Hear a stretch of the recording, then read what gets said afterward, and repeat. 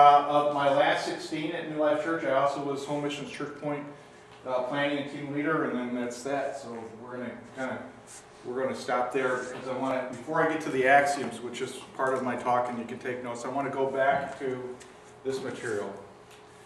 That's a little bit about my story, but now I want to really just talk to you about an inner journey story. And you have your notes around you, or maybe, like, if anybody needs an extra copy, I know I have one up here. What I'd like to do probably is just highlight this and then go to any questions you have about this, and then we're going to do the questions afterwards. You know, we'll keep on course here, so we do basically almost need a presentation and a half. Is this a good time to get more? What do you usually do here? You want to whatever you want, yeah. I mean, people will typically just get up and... That's what they should do. Yeah? I would want to do that myself, but I'm up here. So, you know, you guys do that for me, and when you're talking other questions, I'll probably get another piece of something, so that's good. As you read this, just a little bit of the context or background.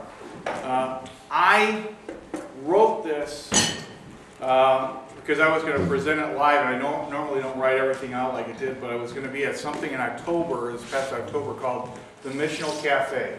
And Daryl, I think you were there this year? So this was a gathering, really started from a prayer group that I've been a part of, that we've now done this 3 years, going to do it again in the fourth, where we're just kind of, by invitation, kind of just saying, would you like to come to Denver, Colorado, let's hang out for a couple days, and just talk through kind of some mission kind of ideas or frameworks that help you. And once again, this past October was like 50, 60 people in the room. I was scheduled talking, but my daughter went into the hospital. We didn't know why. She was just dehydrated. Turns out she had C. diff, which some of you may know, pretty serious.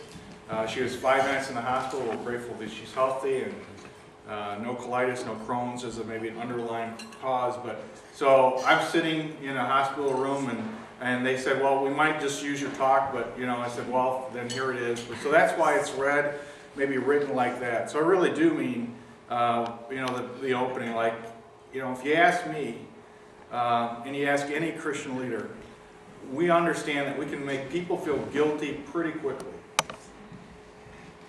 Okay, like you could just do this as you start off a series in prayer. How many of you are happy with your prayer life? Raise your hand. Glad for you. How many of you are not happy with your prayer life and would like to do better? All right, so that's it. We just have this kind of rhythm, right, that we always want more, we want something there. And I feel it as well. And, you know, there are certain rhythms of the spiritual life and the heart. And there's times that you're in the desert. There's times where, like I tell those stories about Orland Park calling us because I want to have a stake in the ground so deep that when something happens, I can remember, no, God, you called me.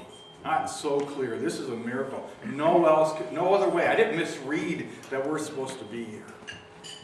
And so you can, I hope you have ways to remember those stories and remember those moments, because God is going to use you. And there's going to be times where you're going to want to once again be reminded what God has already done in your life. So I've had my own up and downs. I mentioned at the beginning that circumstances, I believe, shape development. So maybe one of the reasons why you're here in this room is something has just happened. Or maybe you're in a position and you go, you know what, I need more. And to be sensitive to the circumstances that God does work together, weave together for your good and for the good of others. This definition of a multiple constituency leader was refreshing for my heart because of the different hats I was wearing, whether it was president-elect or you know, doing home missions or being still a church planter, and not forget that I'm a husband for 30 years and I got 2 kids. And what does it mean to try to balance all that? And so when I read this, my heart soared. So I just love to read it. So if you haven't read it, I'll just go through it. It's the bold part when you're there. Quote, the multiple constituency leader are politicians who also administer. Administrators who also preach, preachers who must balance accounts, accountants of finance who must simultaneously balance the book of personal relations, human affairs accountants who must survive today, tomorrow, and planners of the future, whose own careers have an uncertain future, They are the glue that holds their communities together, the grease that reduces frictions among the moving parts, and the steering mechanism that guides any forward motion. I showed this to my wife, and she says, that's a mom. So as you read this definition, I don't know what filters you have in there. You say, well, that's not me, but I bet at least, a good portion of this is you. You got to balance accounts. You run the finances of some level of a household. You also know that there's personal relationships. You also know that sometimes you are the glue between people. And you're also the one who maybe helps guide a person with a word or the like. And I love that kind of definition. I also love when Irma McManus a number of years ago said you're a cultural architect. But you're torn in different directions. You have multiple opportunities and challenges. We all are. So how do you frame soul care as a cultural architect? That's the challenge question that I was given. And the reality is, and I saw someone's underlined notes, and I saw with the underline, I go, okay. That was mine. Yeah, it was yours. That this thing, that your DNA, for better or for worse, gets shared with others. I'm not just talking about family. There's a DNA about River City. There's a DNA about Maranatha. There's a kind of a body DNA that begins forming.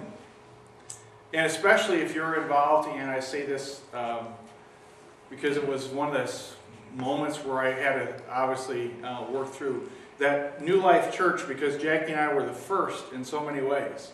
I mean, we were there when the church was named. We named it. We're the people, who's beginning to develop a schedule of rhythm related to activities. As she thinks, where do we put gems, in our calendar? What does it mean to tie this with that? That our DNA gets shared with others, and the best and worst of our DNA gets shared. And to recognize that, I needed, for example, a lot of it had to do with helping New Life Church not to keep looking for the DNA of what it meant to be a body of Christ, not the body of Jewel and Jackie Maidenblick. And so for whatever reason, different ways that we shared it was, we said we're not the perfect church. A lot of people have talked about that. Talked about that we don't have perfect pastors. We even said that they're not perfect, but that God is present. Now, one of the myths that I come across in the very beginning, and I asked for a yardstick, and you can see what I got. I got a hockey stick without a blade. There it is.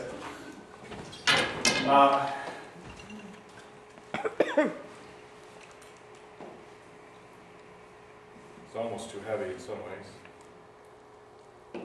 Okay, nobody move. Nobody breathe. But then, I want you to think about that. For many people, this is what they think perfection looks like. And then a kid gets sick. There's a car accident. A relationship kind of goes, well, not the way it's supposed to be. Have you tried to live your life like this? And then you recognize, oh, that's so hard. Well, maybe because that's not the way we're supposed to live. That, I'll just put it there for myself and how you read it and hear it. There's a myth that you can just keep all the balls up in the air at the same time. You can keep all the plates spinning. You can keep your life entirely balanced. And then I thought one day, you know what? If this was a teeter-totter, how boring is that? Imagine a teeter-totter. Now, we protect our kids now, so I heard that they're going to ban teeter-totters.